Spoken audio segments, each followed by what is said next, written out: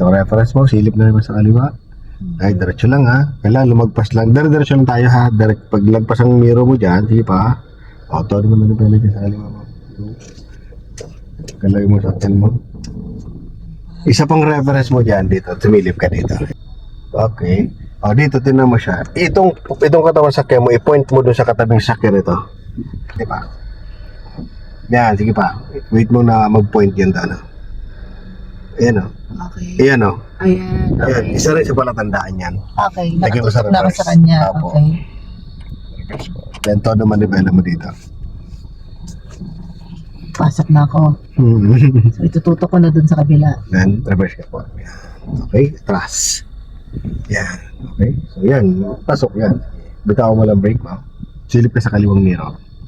Tapos silip dito. Isang pakita ko na yung linya.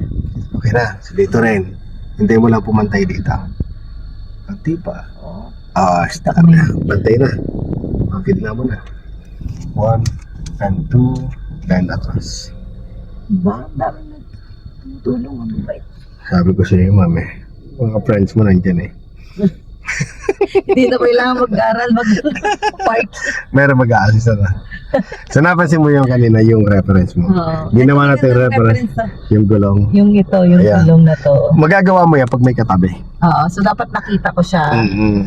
Tinutukan ko siya, no?